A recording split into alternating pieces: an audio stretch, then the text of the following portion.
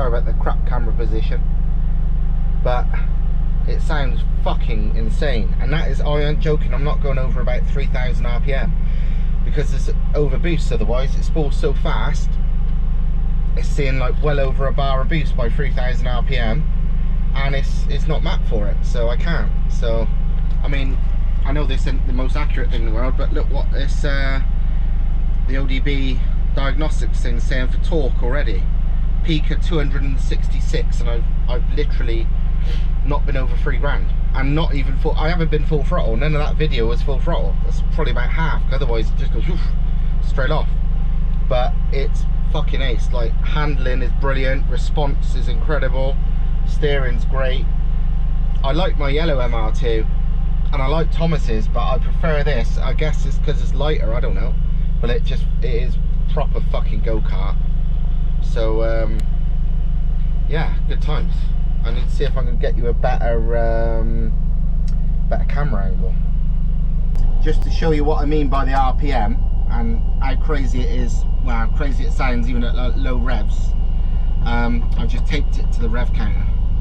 You'll see what I mean now.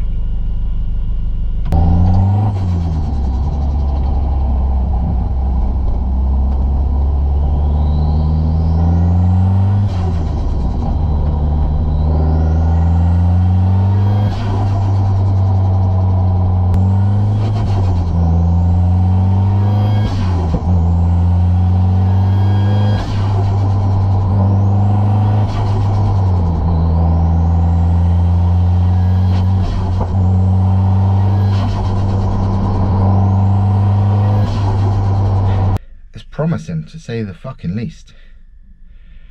I think my first job is to find the weakest actuator I can fit to this thing to get the boost right down, because, well, you don't want big boost real early on these, because that's what makes rods fly at the block. So yeah, 300 pound-foot's meant to be the safe amount, and I saw 266 just then. You know, not taking it to about 3 grand at part throttle. So yeah, needs calming down slightly. Well, that initial test drive was a success. So the one thing it did show me though is I need to change the wastegate actuator. I kind of thought I would anyway, because Badger 5 said they would recommend putting in a 0.5 bar actuator in it to slow the spool down, low down, because obviously these things, the standard internals 180s are limited by the rods, so you want to keep the torque under like 300 pound-foot. So they said, like, put in a 0.5 bar actuator if you can. When I tested it, it was going, you know, way more than 0.5 bar, so it's like, yep, change the actuator. Just took it off and I hunted around to see what I've got, because yeah, I can buy another actuator, but you know me, I don't like spending money. So I found this one, which is the same but different. It's going to need modifications, but the cracking pressure on this, I just tested it with a Multivac after repairing the fucking thing. Multivacs are expensive, but then they're crap, to be honest. They leak. I had to basically reseal that. They leak, they fall apart, they're just a pain in the ass, but they're useful for pressure testing. Anyway, I pressure tested these. The cracking pressure on this is actually not too bad. This is a standard actuator. It doesn't feel strong. It's definitely not a super strong actuator. It doesn't feel much different to this one. The cracking pressure on this is low. It was like 10 psi was when there was first movement. The thing is, it's weird with actuators and wastegate spring pressures and everything. It depends on the flow of the wastegate, it depends on the flow of the exhaust, it depends on the flow of the turbo, it depends on so many things, that just because you've got a 0.7 bar, point whatever, you know, actuator spring or wastegate spring in your thing, don't mean that's actually going to be the boost level. So on this, yes, cracking pressure is well, 10 psi, but boost was going well over a bar. Because the thing is, that's only cracking pressure, as in when it slightly opens. The higher the back pressure, the quicker it'll open after that. This has got a big turbine housing, so it's got very low back pressure to be pushing it open. So yeah, this 10 psi spring will do a lot more.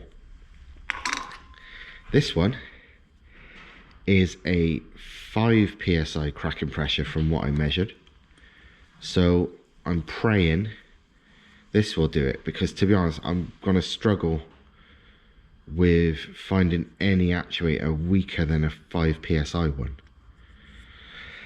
So yeah, I hope I don't have to port the wastegate, because I'm going to struggle with that, because there's not really much room. Should have done it beforehand if I'd have thought it was going to be an issue. But yeah, the wastegate's decent enough size, but I'm going to fit this and we'll see. As you can see though, this one is welded to the bracket. This one is not.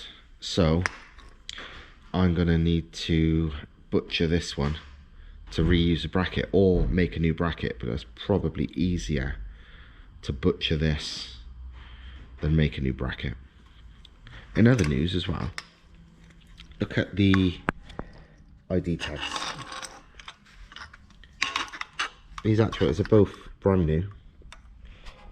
That's straight off the HX27, genuine whole set. That, notice, is exactly the same writing, same layout. You know, it is the same sticker basically. It's clearly made by the same people. Even the design of the actuator, you can see it's made by the same company. That's a Garrett one.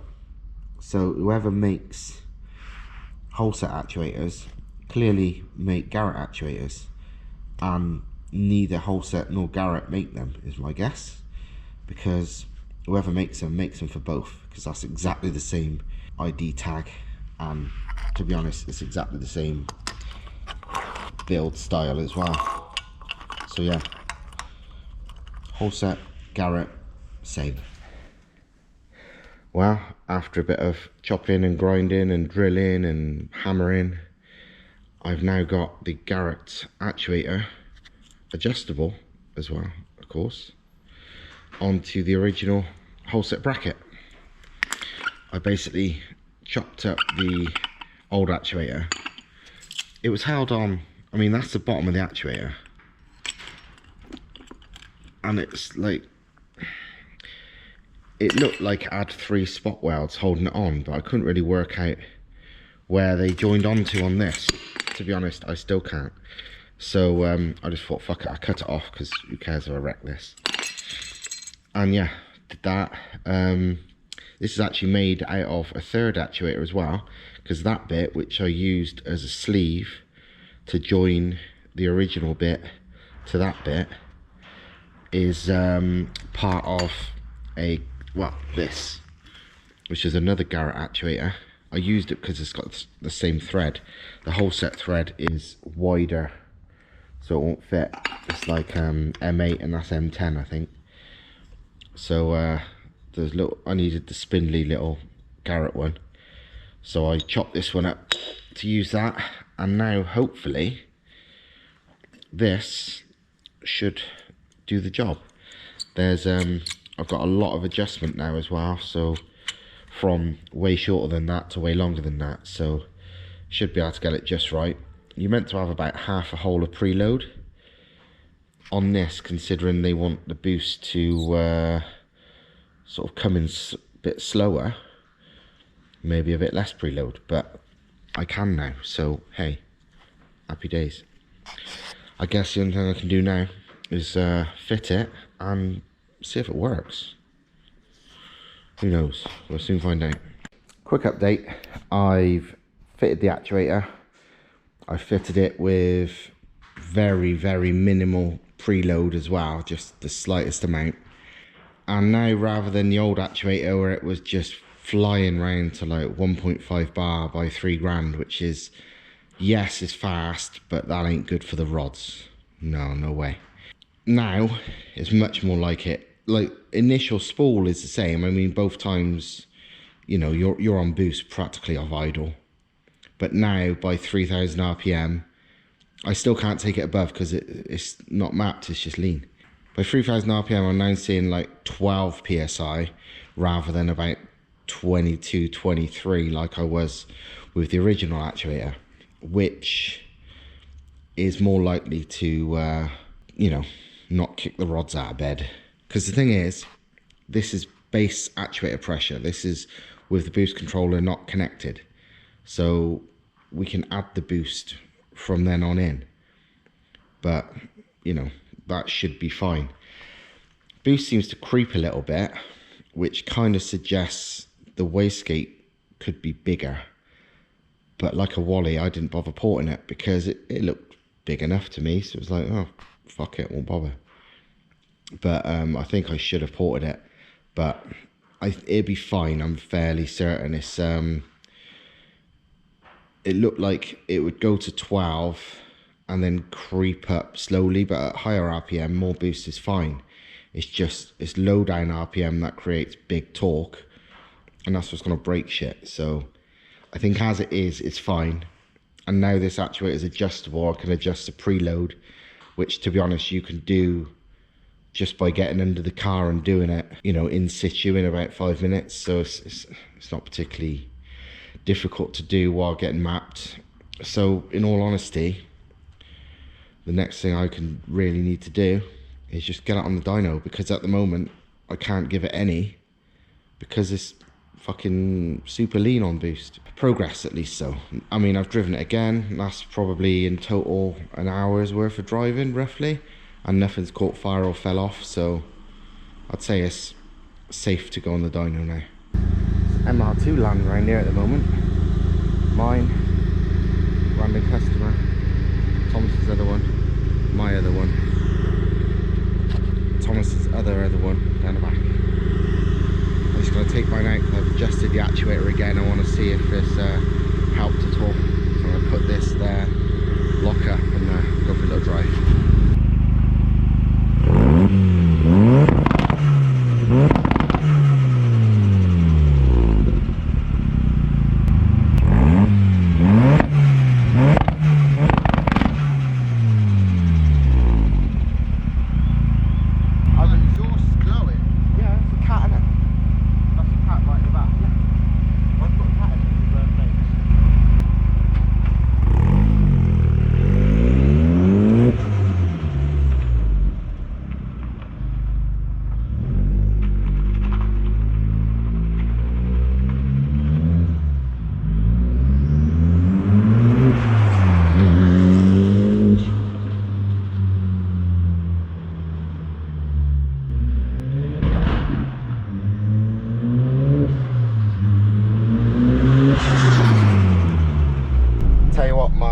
In-car charge cooler is working good. This is a car, it's been sat for 10 minutes outside, well, as well as ragged up and down the road. Coolant temp staying super steady, but look at intake temp. Where are we? Graph, air intake temp, 13 degrees Celsius. Absolutely zero heat soak, because, well, how can there be heat soak when it's here? Massive charge cooler radiator at the front, like really big. In-car charge cooler itself, so it can't get hot. I mean, 13 degrees C, I would say it's certainly hotter than 13 degrees C in here. Do you know what I mean? Like the car is a lot warmer than 13. So what do you call ambient? Because ambient don't really count for much when the charge cooler is inside. But yeah, it's lower than in-car ambient where the charge cooler is mounted. So yeah, good times. That also shows what people said ages ago when I first fitted the charge cooler radiator where I did, and people were bitching and crying, going, oh, a heat soak from the radiator and all that. and I proved to him that's pure bullshit. Yeah, that's pure bullshit. Water temp 75 degrees, air intake temp 13. Heat soak, fuck no. Also, oil temp 72 maximum. It's yeah, no need for an oil cooler as yet, that's for sure. Struggles to get hot enough, never mind fucking getting too hot. So yeah, this is all gone really well. Unfortunately, there's not much else I can do before mapping now, really. I need to fit a passenger seat, but I don't want to do that until maybe after mapping, because the electrics are all behind now and I want to make sure all is good. I've done the best I can really do with the turbo and actuator setup. In some respects, I'm still not perfectly happy with it, but I think it's good enough. Fuck it. If it sends the rods to God, then so be it. So yeah, it is what it is, and what it is pretty good.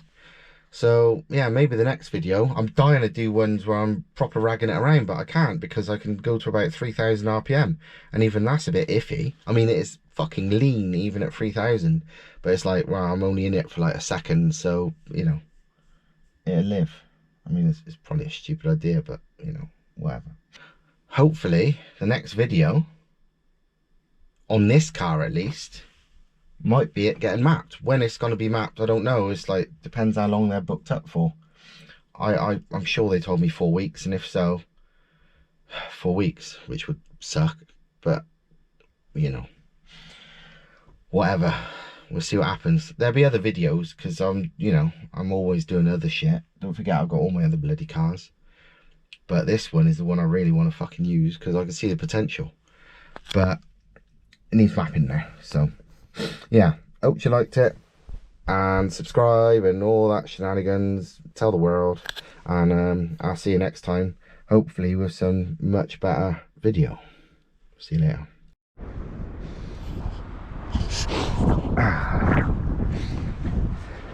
Another MR2 has arrived at the workshop. Actually looks really smart in black, I like it. I wish I had a black one, looks good. Not ours this time, it's a customer having a, I think it's a 19 TDI it's having put in it. Thomas is doing it, yeah, it's 19 TDI, which would be pretty awesome. But the reason I'm showing you this is just because of the, I wish I could have filmed it, the guy who dropped it off. It's some, you know, like a lot of these companies who, these businesses who sort of get like freelance people with trailers to you know, trailer stuff around for them, and this was one of them. And basically he left where this car was at 8:45 this morning, and according to the sat nav, it's between 3 and 4 hours to get here, depending what route you take. It's now pretty much 12 hours later, and he got here like 20 minutes ago. I thought, oh, it's just gonna be some fucking, I don't know, I didn't know what to expect, but it wasn't like a professional car mover type person. It was just some random old guy with a trailer and like a work pickup truck, you know, not something he you know, he's clearly heard that this you know, you can make some money doing this. It's just some random geezer doing it, and like, nice bloke, but he's like just some old guy who had no idea. And his he said to me, oh, you're a mechanic, my car's using, since I've been towing, it's been using a lot of oil, like 5 litres of, you know, a 5 litre bottle of oil a day and stuff like that. I thought, what the fuck? He goes, any idea what's wrong? So I thought, I'll have a look. So I had a look, and the underside of the car was absolutely coated in oil, like ridiculous amounts. and so I just followed it forward, and it was literally dripping on the floor from the engine, even, you know, as it was stood there. There's drips on the floor where it was parked, and by the looks of it, it was pouring out of probably the cam seal behind the cam pulley, because that was the highest and furthest forward point where it was really oily. Plastic cover over it, so I couldn't be sure, but like, it's such a major oil leak. And he was like, oh, I saw, yeah, the low oil light comes on, so I keep having to top up. I was like, what low oil light? I was like, what do you mean, the red light? He's like, yeah. He goes, when that comes on, I find somewhere that sells oil and tops it up. He means the oil pressure light, as in you've got about 5 psi of oil pressure left because your engine has ran fucking dry. And he's just been driving it like that. So I checked his dipstick. It's like a Mitsubishi Warrior or some kind of diesel pickup truck thing. So I checked his oil again, completely fucking dry. So he's like, don't suppose you got any oil, have you? And so I went and hunted around for some sort of, you know, half bottles of oil, because I didn't want to give him a load of brand new oil that I paid for. And yeah, I put 3 litres in it. Still wasn't even showing on the bottom of the dipstick. So I went back in and had a look around and found some old 5W30 Shell random shit I had lying around, and it was about 4 litres of it. And I poured that in, and it still didn't go quite to the top, but well over minimum, nearly to the max. So it was dry again, and he was driving it like that, completely oblivious. And he'll probably sell that truck to somebody soon, and people have no idea. But yeah, I'm gonna move this to here in a minute once I'm done, and job done.